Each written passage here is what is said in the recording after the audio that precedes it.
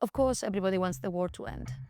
But I really wanted to stress that if the Ukrainians stop fighting, they are going to lose themselves, no? So it's not the same as different wars that it's just, okay, we stop and we stop here and something. No, it's just, there's no option for them to stop the war, no? It's on Putin's and Russia's court to really stop the war. And for me, it was very important to try to portray that because when you're farther from this conflict, it's easier to say, please stop fighting. I don't want to see more people dead. Of course, in Ukrainian neither, no? So it's not. So this kind of understanding needs to be really done. Hey, my name is Christopher Atwood. Welcome to How Come, a series by Ukrainer International, where we speak with experts from around the world about the underlying dynamics that shape our times and our understanding of global events. Today, we are speaking with Alicia Alamillos. She's the editor-in-chief of the international desk at El Confidencial, one of Spain's leading media outlets. With over 10 years of experience in international journalism, she's reported on major global events, including Russia's full-scale invasion of Ukraine.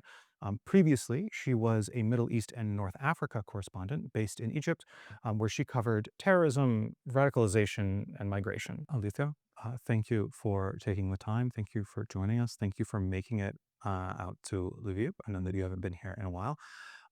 So obviously you have like a very impressive background working on different international global conflict areas, Middle East, North Africa, now Ukraine. First of all, how did you end up in the place that you are? Like I like to ground conversations in a sort of like who you are as a human being, and how that kind of shapes what you do and what you prioritize. Yeah, sure. So I decided very young that I wanted to be a journalist to be where history is being done. No, not. I know that being a protagonist of these changes of history, and Ukraine knows better, is very exhausting. But I wanted to be there, be a testimony of that, and of course using my what I think it's better for me, that is talking to people, writing about it. So that's why I chose journalism, and I always wanted to look outside. No, I come from the south of Spain, so we have a lot of Mediterranean culture and Arab Muslim heritage. So that's why I look to Middle East. Life is different, of course, and I ended first on Africa in Kenya, based there, and I learned something very important. It's how you try to talk about something to an audience that is not really wanting to hear about that, and that they are used to like the same tropos, the same usual, they're always the same narrative. So, no, trying to say, okay, now I want to talk about Africa with the same seriousness that we talk about Europe and something like that. So it was a challenge. And after that, this was jumping and jumping. And of course, now I'm here. I had the opportunity with my newspaper to come to Ukraine before the full-scale invasion, just 1 month.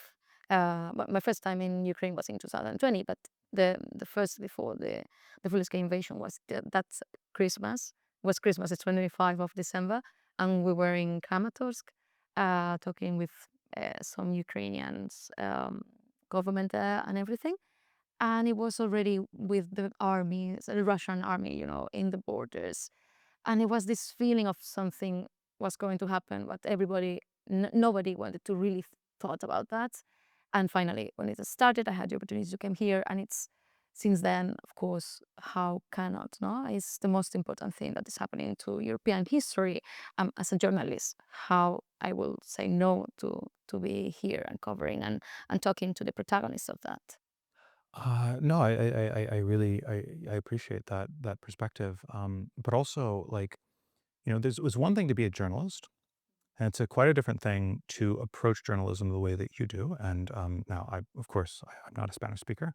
I'm from Texas, and so like my grandfather, who does speak Spanish, was there one point of conflict with him is he always told me I should learn Spanish. But from like what I've gathered from your style of storytelling or of journalism is like this very like detail oriented of trying to share like the actual like visceral realities that people experience. And that is something that unfortunately is not super prominent or common in a lot of journalism and a lot of journalists. Like, you know, it is very common in the West, especially in the US, to like create this false sense of like trying to appear unbiased. And so you strip away all of those kind of details. Why do you think that you gravitated towards that kind of storytelling? Yeah, I think it's also something coming from my newspaper. We are not the most important newspaper in Spain, so we are not like the first thing you read in the morning. No, it's just not opening and it's the New York Times. No, we are more something that you read when you want to know exactly to somebody to explain to you, okay, this is are the key things. Like we are more a bit like a curator because now everything is full of information, unbiased information, of course, but also bias everything. But it's surrounding you. You don't need even to read a newspaper. It's in Twitter, in Telegram, in whatever. So we wanted to say something more about, yeah, we're going to choose these stories that we feel they are important, but they are going to help you to understand what is happening. No, so trying to just stay on the crude fact that this has happened, we are not giving anything extra there because you have read it also that maybe in Twitter, maybe in Reuters, maybe whatever, no? So trying to get a bit more detail and but more try to choose something small to explain something bigger. That is what I really try to do. So sometimes it's just a little grain in the hand of a farmer in Lviv, and then it's maybe a story of a woman who tries to get in love and then explains the crisis of society. It's a bigger thing. No, I really, yeah, that's very much how I see Ukrainer International as, um, a lot of journalism outlets do this kind of on the ground reporting that is necessary, right? A friend of mine, he published a video. He works for United 24 Media, and he published a video yesterday from the so on the day that we're recording this. The previous day, there was a large strike on, or 2 days ago, there was a large strike on Kiev, and he reported from like the destruction of this of the site, and that's necessary. Like that is absolutely necessary. However, for a foreign audience, looking at that on my Instagram, how do I interact with that? Like a foreign audience, very often those kinds of images feel abstract. They feel like almost a movie scene. And uh, how do you shift people from not seeing a place as an abstract concept or as something far away or as something as something that's fictionalized? How do you see it as something real? And I think that yeah, like you're reporting, especially you did a piece on, I didn't speak the Spanish, but I saw the visuals on like the cost, like the actual cost of war. It was like it Yeah. showed Yeah. the actual like what it looks like to actually just through the story and what it actually looks like and how, and like you can feel that. Mhm. Like even if you can't imagine war, you can imagine an injury and you can imagine the visceral. Like how, I don't know. I don't know what the question is here. It's just more like I really appreciate that from your approach because This is interesting, and you mentioned one of the projects I'm more, of course, proud of. It was a collective project, of course. I work with many people, but it's true, and it's also interesting regarding the Lviv Media Forum topic I'm going to talk tomorrow about. It's this how war reporting is changing, no? So now getting to the front lines is more dangerous than ever, and we as journalists, and especially as editors, we have to change how we approach this because we cannot just go to the front line just for the sake of going to the front line, no? So you go there because something. So you need to go to the front line because you are not going to understand a war without the front line. But it's not the war is not only front line, no? And that's what we try to do in this reporting. As you were trying to explain to people, it's taking real injuries, real civilians, military men that have been injured by different war weapons in the war. At the moment, we didn't try drones, and now is the most important, but it was published a few time ago. So to take it this without the without the blood that sometimes so many people reacts because we are a bit tired of always watching this kind of destruction and this kind of pain, and it's very hard for people even when they are far because we are seeing many things, and it's not only Ukraine, of course, it's many other conflicts at the same time. So people sometimes need to see it in a more skeptical way, but also more in deep. but because what we did was this reconstruction of the actual injuries by 3D, but also telling stories, no? So we don't lose the faces and the stories exactly, no? So for me, this is very interesting because we are going to have to do it more and more, no? We have to rely now on OSINT and all the other kind of reporting. But I would really like to stress that we cannot always forget, no? So for example, if you go to the front line, now the story cannot be my 24 hours in Kherson, no? That I've been there, no? I have to talk to the people and they, I don't know, try to portray their feelings, to portray something and trying to get something different also each time. Because the public is like, I don't know, like a child sometimes. I really hope nobody gets offended, but you need to give different toys to entertain them.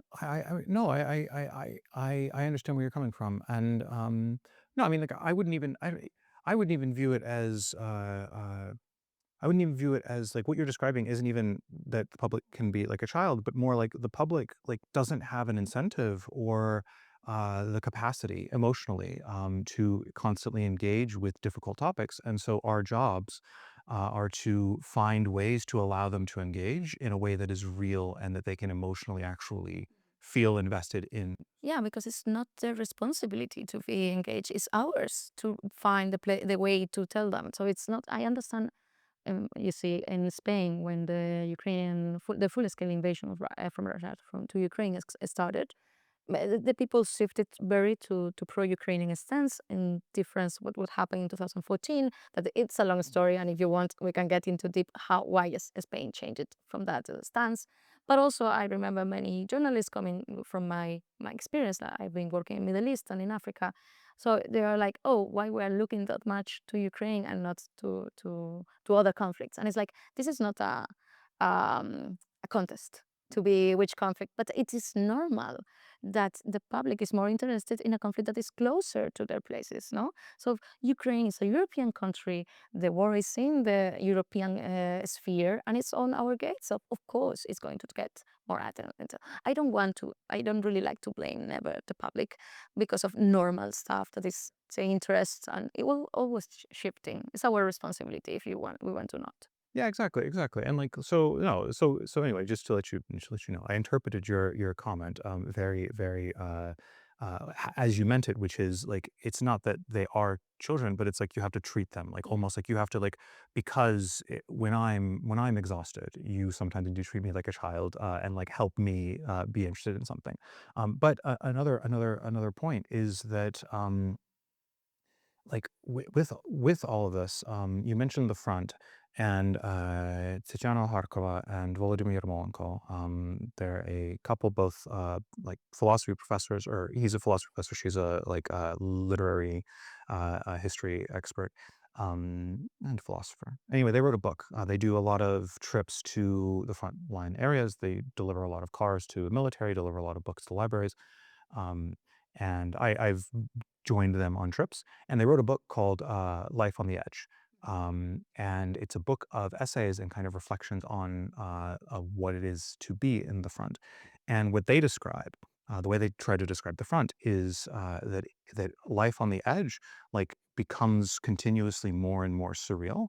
And they talk about how death starts chasing you faster and faster and faster, but it's going faster than you can ever outrun. And so you learn to do what the people around you do, which is to just accept that and to live the normal life. And what you're describing to me is the distinction between an approach that is very ethical and empathetic, where they understand that solidarity, and as a journalist, you can have solidarity with the people that are like under bombardment in the frontline areas.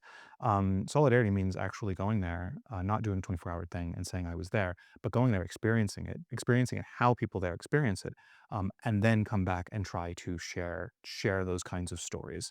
Like, have you had that kind of an experience, and like how do you how do you get that like that sense of melting, or that sense of like they say that time starts to dissolve when you get when you get to the other fun, like how do you express that surrealness like through a small story? Yeah. Okay. So I wanted to say that regarding first the 24 things, it's very tempting to be the protagonist sometimes because we're doing dangerous stuff, of course. We go there. But when you go there and you see the people that it's living there, it feels also like, what are you doing? No, I mean, these guys are living here and they are living in basements and everything, and they still keep their dignity so strong. Now, for example, I just remember a story when talking about the living on the edge of a man who was living in Avdiivka before it fall, and we get into their basement. There was like 20 people living in the same basement, and when we arrived with the camera and everything, and he was just saying hello and then just put his hair with a bit of, I don't know, saliva Yeah. to be okay for the interview. No, and he was living in terrible conditions. It was winter, it was freezing, and there were no electricity since, I don't know, almost a year. So this kind of little stuff that you notice that the people living there are experiencing, of course, makes you feel a bit more different, no? As when you talk to people. Also, it's the other way when you talk to soldiers there, no? Because it's different atmosphere. They are there doing their jobs also, not like choosing to stay there. But yeah, but how it's surreal. It's everything. I think it happens also in the full Ukraine, of course, more in the front line, but also in the full Ukraine. This idea of how everything is more important because you are feeling so close to death that everything felt a bit more deep, more everything, love, faith, everything is a bit more urgent. No, so yeah, it's a weird feeling, and it's not sometimes not easy to portray in an article because sometimes you want to be, as you said, a bit more out, being outside. No, I mean it's a difficult thing that of course it's not possible. I remember 2014 when I lived in Ukraine in 2010 and 2011, and then visited very frequently. I spent 2011 in Donetsk, so like I was very like 2014 hit me very hard. And when in 2013 in December I went to the Maidan protest, I remember going to it and being there, and that was the first time I ever like realized, oh, there's not a way that anyone could ever describe what I am experiencing right now. Like you can't actually, there's not a way to describe it. And so my instinct was to start looking at like small details because people may not be able to understand the magnitude of war or the magnitude of a protest, but they can understand the details. Like again, going back to the piece about injuries, like I can understand like what it might feel like to have an injury to my eye or an injury to my knee. Like I can understand that, and then you understand. Oh, the context is war. Um, how do you I mean, how do you like how do you what is it just what captures your eye? Like do you have kind of an algorithm that you go through mentally that you're trying to like identify little details that can get it across? Yeah, my former editor, one of the one guys who taught me a bit journalism. I'm not sure if the public is going to be that much into journalism, but he said something to me that I feel very important. It's the every piece, every article is a connection of beginnings. So you have a good a scene, good detail, something that really strike you for your beginning, and then you explain it, and then you choose another scene, and then you choose another thing, another detail to really try to portray this full photo, full landscape that you cannot do it just approaching the whole thing. You have to find little things. So I felt very close to what you said about details and everything. And as I said, is the details what really make the thing closer to the public and to try to explain it. And also, it's just very important to not take for granted the attention. So you need to be always like something. If something really impressed you, then you wrote it with more actual feeling, no? Because if you are not impressed by something, you're not going to also share that feeling of this is important, no, to the public. So yeah, you have to be there. You have to also be impressed, be curious, find this all the beginnings, and then just use it on the piece.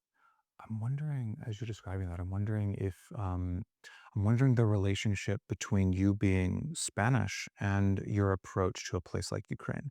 And the reason I ask that is we did Ukrainer International at the suggestion of our content lead. He suggested that we should. He told me he came up to like he discussed it with me a month in advance. It was the anniversary of the bombing of Guernica in I think it's April 26th, if I'm not mistaken. And like he was like, this is such obviously like parallel emotion of like the rest of the world or the rest of Europe watched, said, "We can't intervene," watched as fascist powers intervened, and then just did nothing. And then the German president visits Guernica in 2024, I believe 2025, and it says like, "We this is a reminder of like we can never let these kinds of things happen again." And it was the same feeling as Mariupol, no? We all were looking at how they was destroyed and not really did anything. Yeah. Exactly, exactly, and I think that, like, do you think that kind of that your own relationship to your own context, like, how does that help drive the way that you Yeah.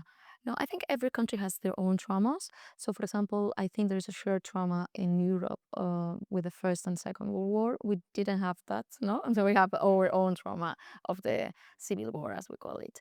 So, yes, I think it's important also, um of course, for the Ukrainians to tell their own stories. But me being a foreigner, not necessarily only Spanish, but being a foreigner, also makes me to ask more questions because I don't understand many things because I came from a different perspective. So with my perspective, I say, why is this happening here? And sometimes for the locals in many countries, and it happens to me in Spain, of course, we don't see the normalcy because this is normal. Don't worry, this is always happen like this. But then we don't ask why this is happening. So it sometimes is good to have this foreign eye. Of course, you have to not only have the foreign eye, you have to be the curiosity and you have to be open to listen the answers. No, you just came. But I think it works sometimes better for some coverage, especially in this kind of sense, because we have to explain many things to our public, and we have to learn that many things. And sometimes we find stories in the past. Sometimes we find things that are changing. For example, I commissioned, because now I'm an editor, a story about how the Ukrainian army was having these two souls within, no, this Soviet soul and NATO standard souls, how where they are fighting each other and trying to portray the new army. And it was very early in the beginning. Now we all talking about this, but the idea of me being a foreigner, I noticed something because for me it was weird, no? So that kind of things also affects being a foreigner. Being a Spaniard, I'm happy to say that, for example, it's always a key to talk to people when you're outside football even. It's not even on the short trauma, but also just say you talk about Real Madrid and Barcelona and suddenly you have a friend, no? So it's easier for Spaniards to sometimes go outside. Well, I'm also thinking, you referenced the Civil War, and like one big topic in Ukraine right now, and I mean, it's constantly a big topic. It's a topic I constantly return to is how foreigners interact with Ukraine, and especially with the Civil War.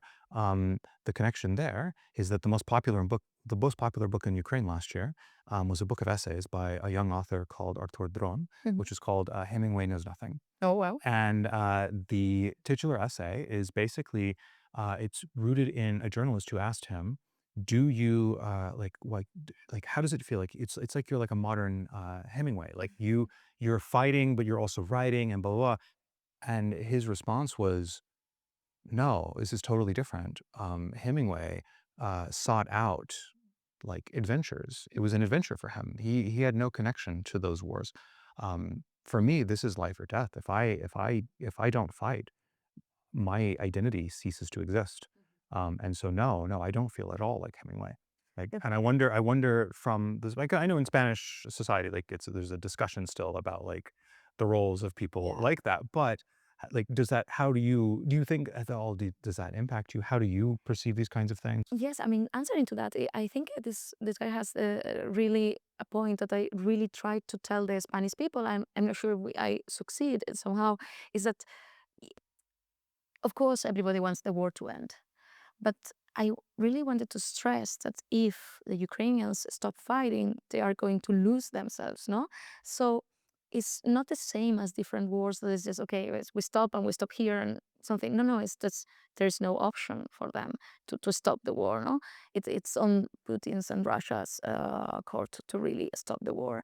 And for me, it was very important to try to portray that because when you're farther from this conflict, it's easier to say, please stop fighting. I don't want to see more people dead. Of course, in Ukrainian, neither, no? So it's not. So this kind of understanding needs to be really done. And it was so different, the Spanish Civil War, because it was within us. And I guess the Ukrainians really wanted to also to be separated for this idea that this is not a civil war. Sure. So yeah, it is this idea also of having adventurers trying to, for example, in the beginning of the war especially, it was very inspiring for some people regarding to Spanish Civil War and the brigadistas, no? Like the volunteers coming to the Spanish Civil War to fight in both sides, but the most famous, of course, are the ones from the Republica. So I think it was some parallelism with all these people that came to Ukraine from foreign countries to fight here, to fight for the freedom, for fight the freedom of others also, but also the freedom of Europe. So yeah, it was a closeness on that. Yeah. I'm conflicted inside on even people who come to fight for freedom, or like, because you're still inherently fighting for an ideology. Like, you're fighting for, like, the principles of democracy, but you're still fighting ultimately for like a system of ideas. And I think that, like, from my perspective, the thing that always frustrates me is an inability, or a lack of a desire to actually try to engage with the human side of things and with, like, the cultural side of things, because you know Ukrainians are fighting for their own existence, but what is that existence? Yeah. Like, what is it? And the other thing is that Russia's plans for Ukraine is not to destroy Ukraine so that there is no such thing called Ukraine anymore. In Russian historiography, Ukraine needs to exist, but it needs to exist in a completely different way, where Ukrainians are Russians, who happen to also have the secondary identity that makes them less than Russians. And so, because of that, if we're saying we're just here to fight for, like, the future of Ukraine, like, there will be a Ukraine even under Russian occupation. There was, and so it's what kind of Ukraine are we trying to fight for? Not a successful one because Russia don't need a successful Ukraine with a different model, no? So as a Ukraine that is in European Union and is trying to portray different democratic Ukrainian. I mean, what will say the Russians if a country that was in the Soviet Union now suddenly it's showing there is another possible way? The oligarchy will have problems with that. Yeah. Yeah. No, no, like, exactly. Like, it needs to be subservient, and it gets to the point, it gets to the topic of colonialism Yeah. and imperialism. No problem. An American and a Spaniard discussing imperialism brings us to a very, you know, it's not uncomfortable. It's just you know, uh, a particularly, parts of our pasts and my present, that we should acknowledge, which is, yeah, like, when you are writing for when you're trying to express these things, right? Yeah, of course, like, you have the history of Spanish colonization, this, like, imperial. I mean, actually, it just occurred to me as I was saying that, you, I'm from Texas. You're the colonizer. Am I? In Texas, yes. Yes, we are. And you still have a lot of names coming from the Spanish, no? Yeah. No, but for real, like, this really shapes my understanding of how I engage with Ukraine. Like, how does it? Because, of course, like, in Spain now, like, there's a different discourse. The king, like, a couple of months ago, like, acknowledged Some damage. some damage, which isn't, it's not what I would hope for, but it's, far more than what is, like, Russia is even basically capable of. But, like, how do you, like, yeah, how do you understand that for yourself? Yeah, so I think Spain has a bit too still some conversation about it. It's happening now, a bit politicized, of course. But we are having this conversation now. What happened with Spain that compares very differently to the other empires is that we lost our empires. No? We have this very traumatic experience in our history of the dark era. That is when we lost all our colonies, and we lost Cuba, and we lost everything, and suddenly we were nothing. So from empire where the sun never sets up, suddenly we were just a little poor country, with a lot of problems.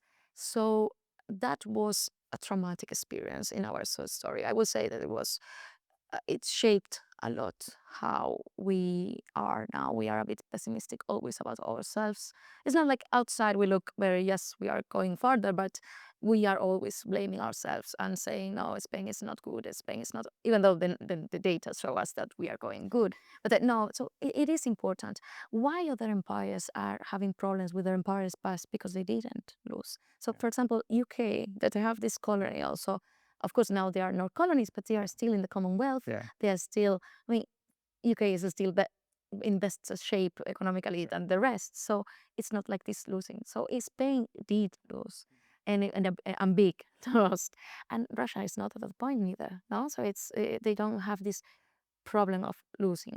What I also think is Spain still feels that we didn't did as bad as other empires. I don't see it's just explaining. No? I don't share this, but well, in difference to, for example, UK or France, for example, we gave them language, religion, and everything. So it's worse indeed sometimes, but we still have this idea of shared um, brotherhood somehow. That's it. Yeah. I mean, now that I'm saying it's dangerously close to Russia, but it's not the same. So that's why Spain is yet to actually feel all this as a bad thing. No, so we already passed the trauma of losing that.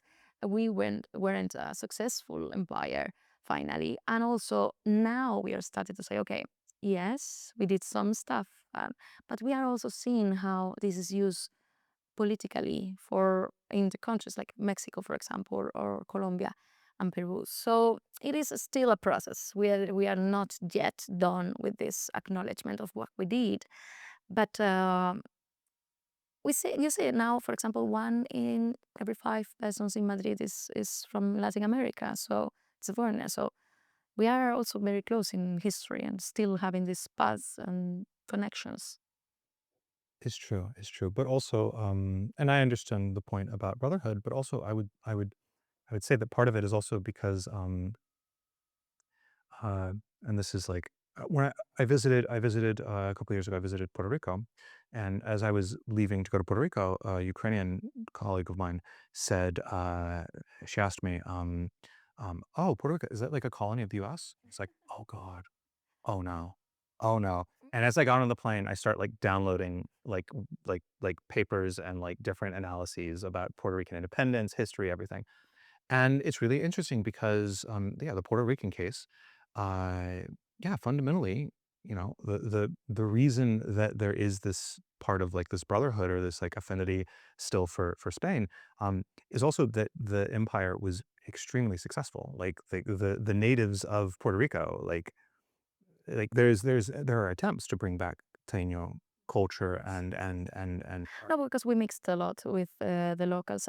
That's something, for example, that changed a bit from, for example, France or UK. Is that for us, they were part of the country, so they're new provinces and everything, and we mixed a lot. Also, there's some religion there, so trying to avoid this idea of enslaving them if they became Christian. So it was a lot of much more mixed, and then of course that's destruction of some culture, because if we mix with them, they lose what they made them unique. No, so yes, it was a lot of erasing, and of course using the language, the full languages instead of each one's. Yeah. I view myself very critically as an American, and I believe that my government, like when it does something, it's doing it on my behalf, in large part. Especially like even if we understand the Trump administration, which I do as a white supremacist, like administration, um, white supremacy is done in my name. Patriarchy is done in my name. So I can't hide from that, and I have to take responsibility for the actions of my government. Of course, my responsibility is less than some other people, but still there is some amount of responsibility. And so I understand the US as very similar to Russia in a lot of ways. I understand whiteness as similar to Russian identity in a lot of ways, in the sense that it expands and it contracts. Um, like, you can become Russian, you can become white, to a certain extent, not necessarily like by skin color, but by like adopting certain white cultural traits, as perceived by white nationalists. Um, so like I see myself as analogous to where a lot of like Russians are, and I see myself as responsible for being like an example for Russians on how to ethically engage with a government that is doing something that is wrong. Um, and everything you're describing is like the model for how Russia should be trying to like it sounds so much like Russia in a lot of ways. But like it's like a model of how Russia should like let itself, like go through that dark period and like you'll be better for it. Yeah, I mean, it was, as I said, it was painful, but I think it was needed. We emerged as a different Spain and more comfortable to have it as a neighbor, of course. And yeah, Russia needs, if this goes like this, we will need to change because the country is not going to change geographically. It's going to stay there forever. So it's more about what path you want to choose. It's very early to speak about this yet because, of course, many things have to happen before. But it's not like you can just turn your backs to everything, no? We're allowed to dream. Okay. Yeah, no, I completely, I mean, yeah, I think it's fascinating. I'm also curious how your experiences, again, I don't want to just focus on Ukraine. Like you've had a lot of experience in North Africa, Middle East. How has your experience as a journalist in these places, how has that impacted your own understanding of yourself, of your own identity, of where you're from, of your own family? Like, how has operating in these periphery areas from the perspective of Europe over the US, how has that like shaped you as a human? I think everybody who stays outside from your country gets a bit more suddenly attached of your country because being outside. Of course, Middle East, you have to. This is not going to be very popular in Spain, but we are very close to the southern orilla, the southern shore of the Mediterranean. We are very similar to them. Of course, the religion is a big difference, but it still is as a religion, Abrahamic religion is the same book even. So somehow, sometimes I feel, of course, I'm European, but still the way of living, like staying in the streets, being open, being loud on how we portray ourselves. No, we are loud. Not only means that speak louder, but it also means that we are occupying the space. No, we are not just hiding. It's very similar to the southern to the North Africa. So that also helped me to really try to find this difference when you do coverage outside to see closer. No, for example, I felt much more far from Kenyan society when I was working there, and not only because of the color of the skin, but also this kind of culture.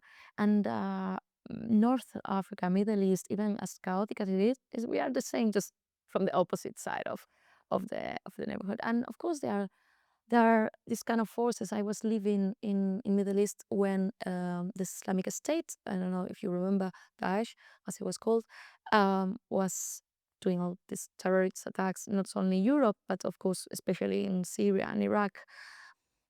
They were really, what they were really trying to destroy was this bridge between these two cultures that they are really close, but not not the same, no?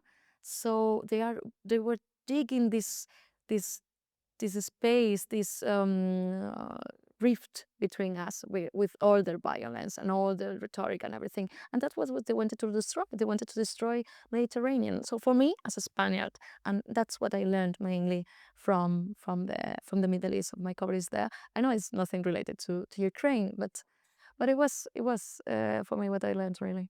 I fully hear that, and like, yeah, I mean, I think a colleague friend of mine, Tatiana Taran, she wrote a piece, I think in 2023, about how we need to, as like for Ukrainians to be heard.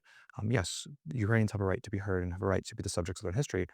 But to be heard, you also have to hear others. Like you have to be in dialogue. It can't just be expecting the rest of the world to listen to your story and you not giving the same attention. And so I think that like what we at Ukrainer want to do is similar to, I mean, like it's exactly what you're describing, where with your work, where like you're trying to hear other people. You're not trying to go there and impose your perspective on them. You're trying to actually figure out what they're experiencing and then trying to figure out a way to like yeah, to like make it easier for our audiences to engage with that. I don't think that it's And to find these paths, no? For example, in the case of Ukraine, in the beginning was pretty easy to make them this path because, it's this David versus Goliath.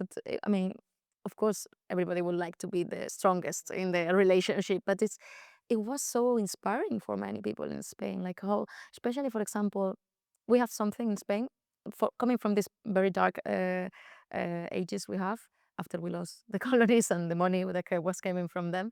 It was called Picaresca. So it's like an anti-hero. It's like a child. It's a famous book we have, Lazarillo de Tormes. That it's this kind of character that gets what they wanted, but being clever, no, being a bit like foxy, like trying to do not the straight way. So that's called picaresca, no? And we are very close to that, attached to that images. It's not very fancy neither. And that was Ukrainians were doing in the beginning of the war, especially when they had no means and they were doing some ingenuity things that it was so surprising. And everybody was like, wow, that's so impressive, no? I mean, how they are fighting with these less resources, how they are changing, how things should be done just to make them how they will work, no, in the field. So that was very interesting. That's of course now Ukraine has more resources. It's fighting with stronger means, but in the beginning was, I mean, from Spain, it was like another reason to really feel close to Ukrainians. Oh, I mean, I feel that, and also with regards to the idea that Ukraine had so few resources at the beginning, like I feel like one of the biggest sins of the Biden administration with regards to Ukraine was that we really waited at the beginning. Like we did not immediately give everything that we could give. We waited to see if, and that's not, yeah, like Yeah, I feel when I hear somebody saying, "Oh, Ukraine only survived because of U.S. support or something," it's like, no, no, they waited. When the Ukrainians demonstrated that they could at least stop Russians, then the support started. I do remember a joke, no, when the German Ministry of Defense was sending some helmets, no, in the beginning. So what's that? Yeah.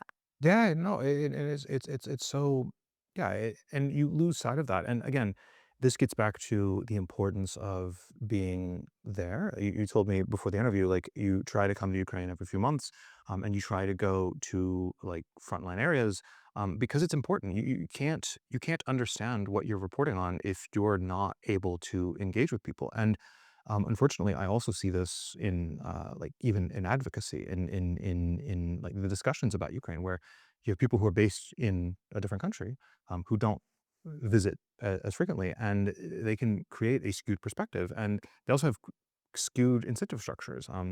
One of the most uncomfortable moments of my time in advocacy was in 2024, I believe. It was early 2020 or 2023, 2023, 2024. It was one of the times that we had it was early 2024. It was the last supplemental aid bill for Ukraine. And I remember on social media that when it got passed, um, I, I saw pictures of people at a party in DC, like celebrating that they passed this bill. Like there was like they had the bill framed and everything. And all I can remember thinking is this bill was delayed by 6 months. Like people died. There were supply shortages. There were like Ukraine. I forget which city it was. Ukraine, like one important strategical city fell during that period, and Biden put out a press release, put out a statement saying it is because we have not delivered this aid. And I could not imagine celebrating delay. Like Yeah. yeah, and that's the mistake you make when you're not when you're not regularly going to these areas and speaking to the people who are impacted by the work that you do? Mhm. Yeah.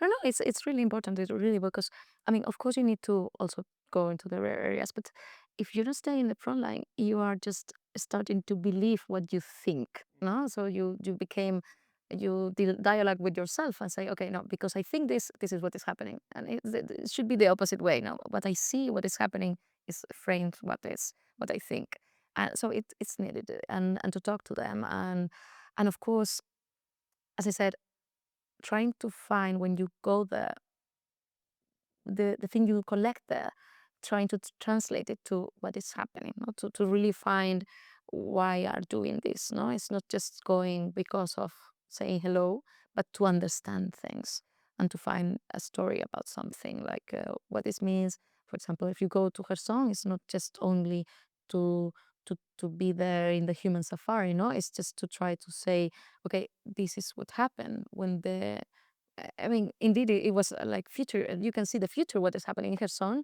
what it was going to happen in Donbass when the line stays a bit more um, uh, s- Yeah. not moving that Yeah. much. Yeah. The freeze, Yeah. they were how is it this Not like like frozen, but like, freezing, no? yeah. Yeah. Okay. So when this happened, uh, then it's the situation of Kherson. So you see the drones Mhm. every time and everything. So we already knew. If we went to the Kherson in summer last year, you knew what it was going to happen now. And it's happening in Kramatorsk with all the MPVs going, the Mavics, the cars and everything, the destruction there. Yeah, it's the same thing. It's the same thing with air defense. I remember there were discussions where people would be like Ukraine is going to run out of air defense missiles, and you need to we need to be focusing on that. And I remember someone telling me that uh, some people from the U.S. came to Kyiv, and they came during a period of airstrikes, increased airstrikes, and they went back to the U.S. and were like, "We need to start advocating for more air defense missiles." And it's again, yeah, it's just like you have to give that agency to the people. I'm wondering because you okay, so you mentioned Mediterranean, you mentioned like this, being in front of the sea, or before before the interview, we spoke a little bit about like the how you can kind of try to share different stories to different people, and that even a place like Odessa, where you were telling me about the beginning of you can't imagine beachfront property Yeah. being yeah being devalued in the way that it is. This was one of my first reporting on Odessa. It was very early in the full scale invasion, so it was just to make the frame. It was the moment what everybody was afraid of an amphibious attack, no, like coming from the sea. And my story was about economy, like how the Ukrainian economy was in shock, but they were still doing things and everything. So I talked to a businessman. It was kind of wealthy businessman in Odessa, and I used this anecdote he was telling me, like, yeah, he had to left the house in Odessa. There was front row of the beach, like just seeing the sea from your balcony. And I use it on the beginning of the article, like one of how the life of a city that was so beautiful and so in the beach and mm, parallel the sea and everything. And now you have to go inside because that is precisely what is putting you in danger. And I remember many people just writing me saying, wow, this is wow, shocking, no? Because in Spain, usually when the times were better with our housing, it was very aspirational to have this house by the sea on the front first line of the beach, as we said. Everybody had like a second house, family in a big city, but having in the first line, it was oh my god, no. So they were very impressed with this little detail, no. And sometimes as a journalist, you say, "Come on, please, focus on the other part of the article." But yeah, because suddenly the war was super real for them. Also, like how I will do if I had my house uh, that a house that I felt so strongly to have it because it's not easy to have something like that. Suddenly I have to leave it because now is precisely what makes danger. It's always like this little detail sometimes, as we were saying before. For example, I remember also I wrote an article on Bahut when it fall. previously, I have been many times, but like on a base, no? So, for example, from Bakhmut going to Soledar or Bakhmut going to, sorry, Lysychansk and these kind of things. And of course, after that, you cannot be anymore in Bakhmut. But when I stayed there, I was in a little hotel that it was in booking, no? And when Bakhmut fall, the hotel, I could see it in these satellite photos that it was destroyed. I tried to talk to the owner, but the owner has died, of course, before. Not because of not because of military strike, but it was a heart attack. I think like she died of sadness, by the way.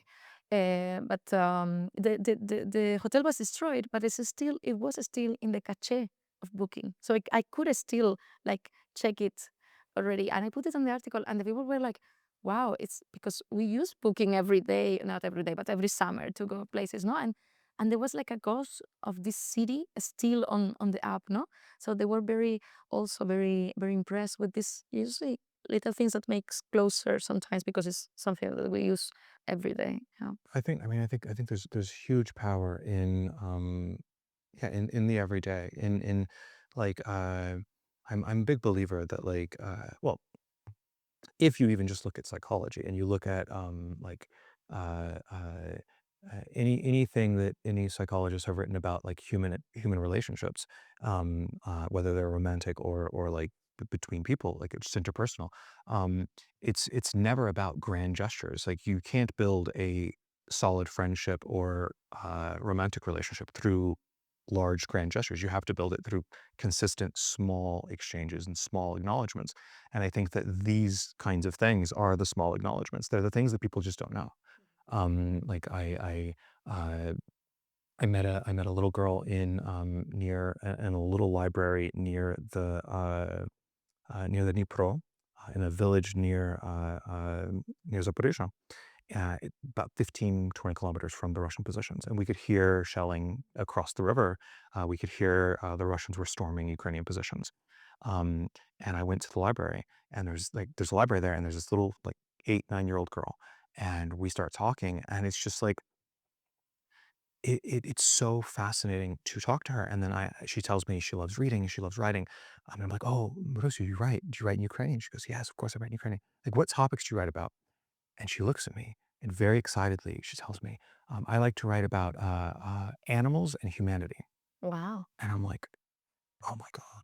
Like, it's just, it's something that you don't expect. But yeah, like an 8 year old, like with that level of maturity that she needs to write about those things it's the kind of detail that like when you can share it with someone, it's just, yeah, it completely changes your outlook. Um, are there any like particular, I don't know. I'm gonna ask you like I'm gonna put you on the spot a little bit. Are there any like particular like themes that you find with your audience that like they tend to that it tends to attract them, or like because I mean we have the beachfront, we have the hotel being still listed. Is there like a pattern that you see with like in particular like a Spanish? And as I was saying before, it is still working every time Ukraine managed to do something like surprising, no? Like still this idea of Russia being this very huge army and so powerful, and suddenly Ukraine, I don't know, is pounding all the gas stations and gas refineries and everything. So it is still working a lot with the audience because they are surprised, and it's still something very commendable to see. Okay, wow, the Ukrainians are doing this. Um, our our readers especially are very thrown to also this kind of more broad explainers, as I told you, like this how to explain something bigger, no? Something like, for example, when we talk about electricity, I don't know if you know, there was a blackout in Spain like move almost more than a year ago, and it was very different. Of course, it was a bit more the first blackout, national blackout. It wasn't a very sunny day, so it was a different situation. But I use that to try to explain how to live with this every I mean every month, every something. So it was a thing. We did a reel about that. We actually Uh, did in Spanish, I and in English and in French. So we had 3 different reels about the blackouts. One was about the blackout in Texas in 2019, I think. One was about blackouts in Spain. And one was about like different blackouts in France, and like totally completely redrawn for different audiences, just because like again, yeah, it's this thing where like if you can feel something connected, and then with our Spanish page, because our Spanish page is just a Spanish language page, we also try to talk to like South American audiences. And so, for example, we had good feedback from South American audiences from a reel about the Bad Bunny Super Bowl performance, and we drew the parallel between that and between like Ukrainians who use culture as a way to resist against like authoritarianism. And again, before the interview, we chatted a little bit about it, where you made the observation that like a lot of people thought it was exclusively just against Trump, but really no, it's an expression of agency, and that's what's decolonial about it. Is it's not about an individual. It's about, and Trump isn't an individual. He is the manifestation of our collective consciousness in the U.S. right now, unfortunately. That's why I think, for example, the Bad Bunny performance didn't really reach the thoughts and the hearts of the Spanish, because for us it was also a bit like against, no? So a bit, so we were expecting him to make a big statement on migration, no, in ICE, and this against Trump policies and everything. And so that's why, for example, when he hugged these kids, that it was indeed a kid portraying himself as a kid, no? We were seeing, oh, is this little kid that was, her father was detained and everything? And it wasn't. But we were looking at that. But no, he was talking to different public. He was talking to what is important to himself, that I really feel kudos for him. It's what is important for you. It was about Puerto Rican and all this colonialism and losing identity. No, I think he has this song to say, "Don't allow you to become what happened to Hawaii." No, so this idea of not losing itself and not losing the culture. So I think it's normal that it resonated a bit even more with the Ukrainians in this kind of thing, that actually to the Spaniards that is okay. We didn't have to lose anything. You lost your politics. Yes. No, but really, I think it really is about identifying these similarities. And the last thing I want to last like brief topic, and then I'll have my final question for you. Last brief topic is I wanted to touch, because you've also done work on Russian disinformation, especially, of course, in Spanish speaking world. Like, um, I mean, I guess like the answer seems pretty straightforward, but like, why is Russia so freaking invested, and why is it that people like get caught up in the Spanish context? Mhm. So I think the Spain context, the context is different than the Latin American context. In Spain, as is in other countries in Europe, has of course the Russian disinformation campaigns has worked. Is we have many examples from mm, Catalonian independence movement and so on, but is still within the European Union. So we are now a bit tackling itself. It's still present in many things, especially Telegram, of course, some YouTubers, and there's still some. So we can really go into deep. So yes, there is still Russian disinformation there, but what is happening in Latin America is even. I mean, the scope is much more bigger, and you have to understand why also, because of course they have this story of US mingling in their governments and destroying governments or coup d'etats and everything. So when I studied, I had the lucky to study in Colombia for half a year, and they were like this idea of you cannot trust US media or global media like the BBC, because they are from this kind of powers. You have to find independent media, no? So and at the time when I was there, it was all just Al Jazeera. So Al Jazeera was the only independent media that really mattered, no? But then you go, of course, to work to the Middle East, and you learn and you see that Al Jazeera is doing a good job, but it's also sharing the interests of the government of Qatar. I think it's a national media, so you just know. But yeah, so this is how it works. So for them, somehow, Russia today and Sputnik are this kind of independent media, no, against this powerful US, because they are closer to US. No? So of course, if you have to choose, you choose the other one that actually didn't do anything bad for you to get, no. But yeah, so it kind of really worked much in there. We are seeing lot of money going through Mexico and in Colombia, for example, it's also very important. So yes, the scope is very big. It doesn't mean that there are pro-Ukrainian initiatives that I know many in these Latin American countries. I just met like a few months ago. I went to Ukraine. It's it's Colombian. Do you know them? Ah, okay. So you work with them, no? They work with they work with Penn Ukraine. Yes. Yeah. So they are doing a good job. They are trying to portray this anti-colonialism, like to say, well, if you are against U.S. colonialism and Spanish colonialism and U.S. colonialism, you should be with Ukraine. But it still is difficult. I remember just my first time I came back from Donbass. I was came from as I told you, from Lysychansk, that it was already surrounded and everything. And I was talking to my Peruvian friend, and he was like, "Yeah, but Ukraine also did bad things, no? Because that's what Russia wants, not really investing in, they don't want to make, I think, all Latin America pro-Russian, but they just want to see the doubts, no?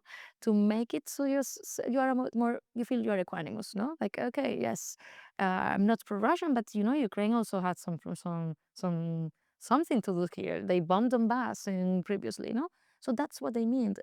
It's just making enough noise that within the noise you get some this kind of propaganda things and you don't notice because it's so noise that then suddenly you just say, I don't want to do anything with this. So I don't get, it's more I don't get attached, I don't get involved than really I'm pro-Russian. No? So it's not like this. It's just, okay, I don't want to have nothing to do with this.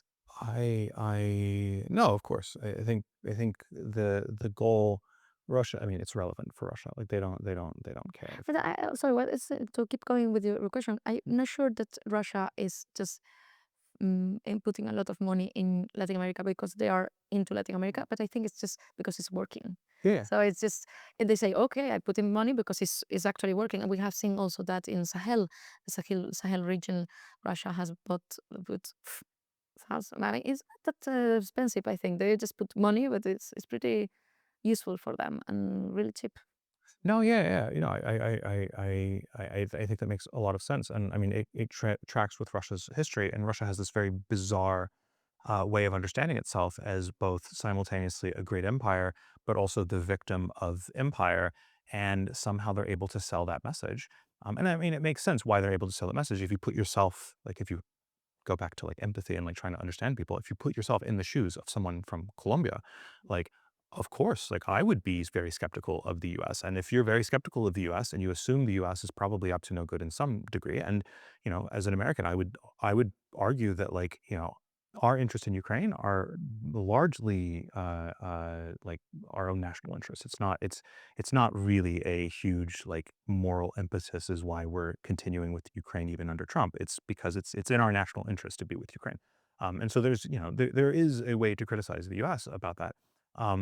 But when you have the problems that you have as someone living in Colombia, and if you have the realities you have, again, it gets back to what we were saying before. As a journalist, as a representative, as someone trying to share information, it's the job is ours to make it easier for them to engage with this, because I can't expect a someone who grew up in Colombia to understand anything about Yeah, and I Russia. think it's also our responsibility to not fall in those traps of just what we thought that it was. So when you listen to, I mean, before I started working in Ukraine, I have very little knowledge Mhm. of Ukraine. But of course, there are some, how you say in English, topicos, like cliches. There are a Yeah, lot of yeah, cliches. But as a journalist, our responsibility is to say, okay, this is lazy. yeah. We just go and, I mean, because we cannot expect the people to do that research. We have to. That's why we are paid for. So Yes. yeah, and so it's like that. No, and what I find in what I find in journalism and in storytelling is, um, when you so if you have the truth on your side, so disinformation works on emotion purely. And they find discontent, and they elevate that discontent, and they validate your like they validate your reality, and then add on some, like, emotional baggage to it, and that's how you end up with someone in Peru telling you that didn't Ukraine do some bad stuff. But if you can give people uh, like similar emotion and similar validation, but then the truth win. Like people want the truth. People don't view themselves like people don't want to be scammed. People don't want to be tricked. People don't want to feel stupid. And if you give them the truth and that emotional feeling, then of course they're going to support you. So like as much as it's as much as terrifying like as we continue these conversations and as we I also suspect that culture as a response to AI will probably emphasize authenticity over like just eloquence and beauty. Presence, Yeah. yes. And so I think that that's my hope for the future.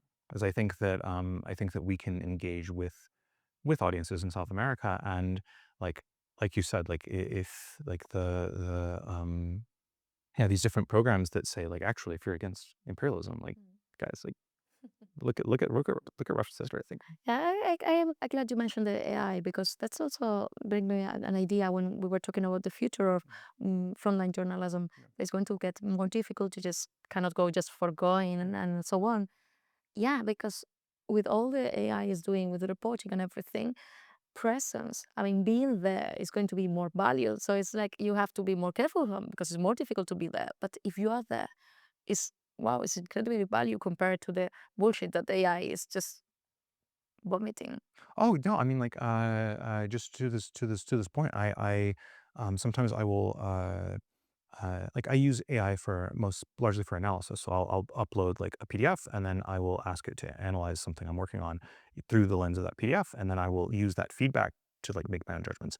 It's usually most of it is wrong, but like sometimes I get some nuggets. Or I'll ask it to like synthesize my own notes to something that's like easier for me to carry around. And then I throw out whatever it got wrong. But one thing you can always test is if you're very familiar with a text or with a book or something, and you upload it to an AI, and then you ask it to like analyze something using that as its basis, you will see how wrong it is. Especially if it's a book or a text that is something that is close to you, or if it's a book or a text that like the author of it. It is so like it's so comical to see how wrong it can be, and how categorical it can be. And I think that that is something that again I have hope for because people don't like being treated as abstract concepts and being tricked with bad information. Um, so as we wind down, it's been a wonderful conversation. I very much appreciate your outlook and like I told you, like your storytelling.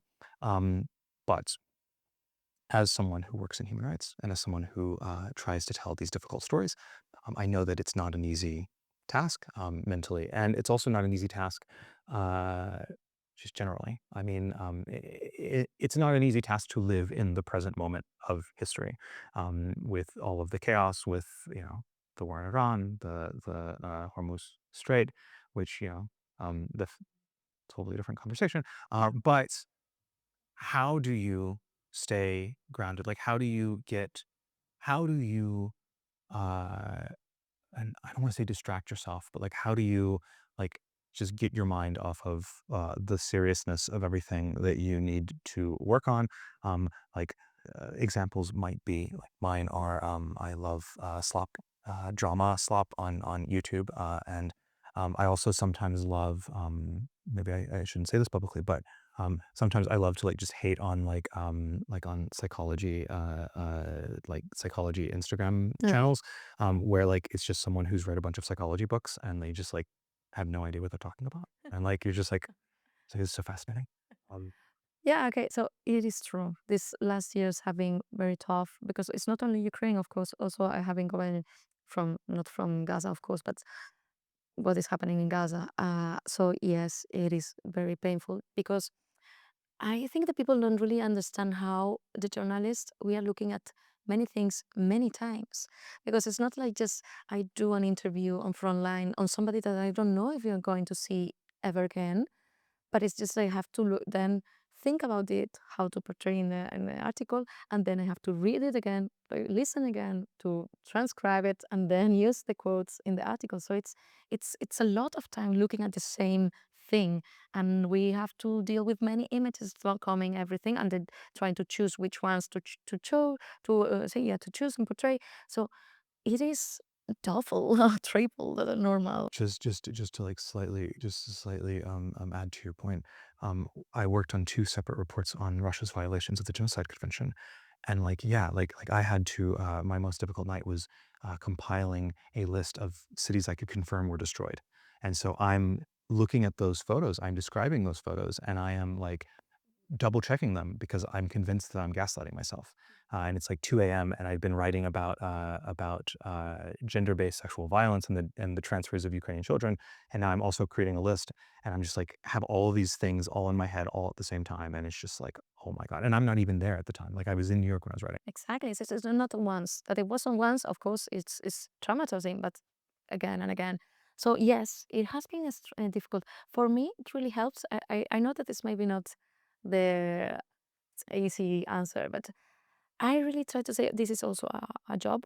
So I'm not going to save anyone, because if journalists especially feel that we are going to save or change something, we're going to get crazy, because things are bad. Things we are. What helped me is like me myself, Alicia Alamillos, is not going to change the world, but we are part of something bigger. We are part of a lot of journalists doing a job. And maybe one of my articles reached the exact person in the exact moment, but I don't know and I don't need to know.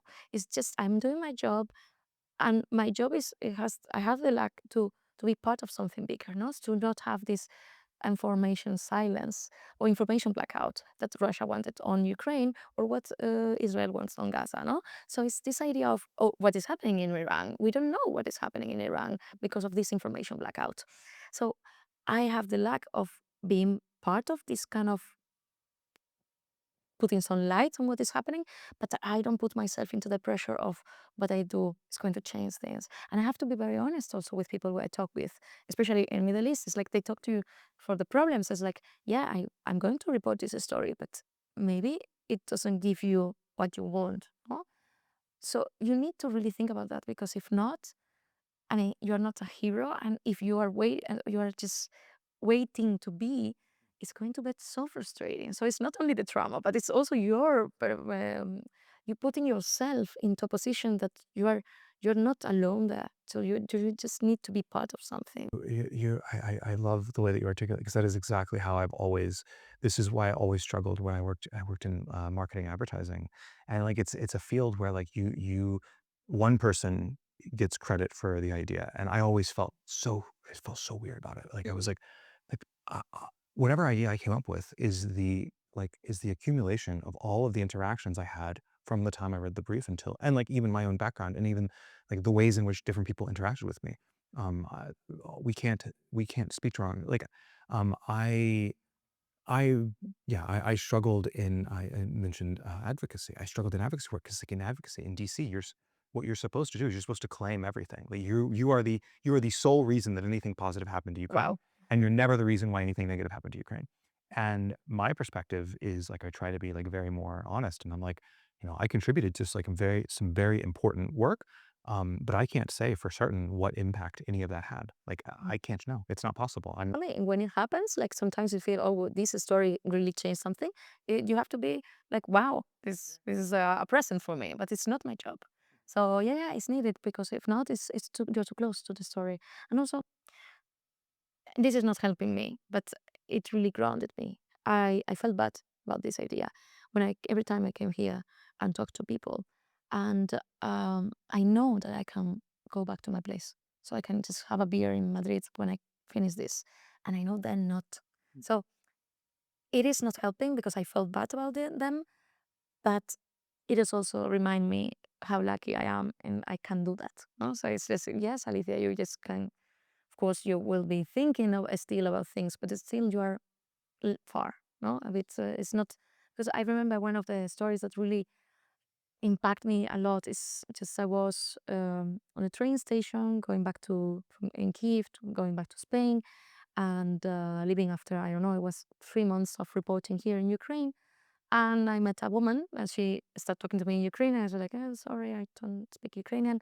What are you doing here? I'm a journalist. Wow, thank you for coming here and telling the stories. I was like, oh, please, no, thank you. And she started talking about how she felt so frustrated and so bad because their life and her life has been stolen by this war. She can leave, she can go to Madrid, or she can just go to Poland or whatever, but the life has been stolen forever. Is never going to change. Even if the peace just suddenly happens because of magic, she will never re- re- get again what she had, no? So I think a lot of on this when I'm bad, when I'm feeling exhausted. It's like, yeah, she has the right to be exhausted. I am still a bit more good position. Oh, I wish every foreign journalist had that perspective. I think that's the most healthy perspective to have.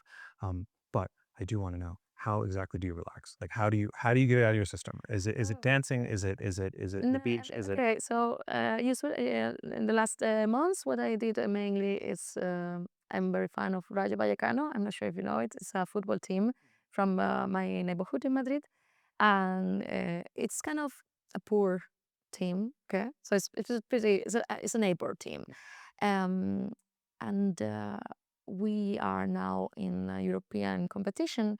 Just by I don't know, we are there, so it's getting a bit. You know, you like to see football as a normal thing, but suddenly when you are doing this story in a footballistic way, it is amazing. So you go with them to Athens. I mean, we just played.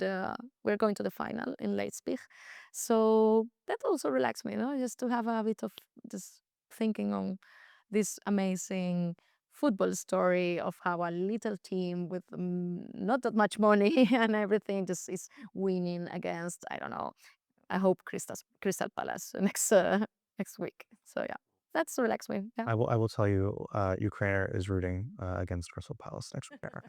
Yeah. So, Alicia, thank you so much for your time and all of your insights. All I can say is yes, I'm very much a fan of your style of reporting, and I wish more people were like you, and I'm wishing you all of our absolute best. Thank you very much. I mean, it was very lovely to talk to you.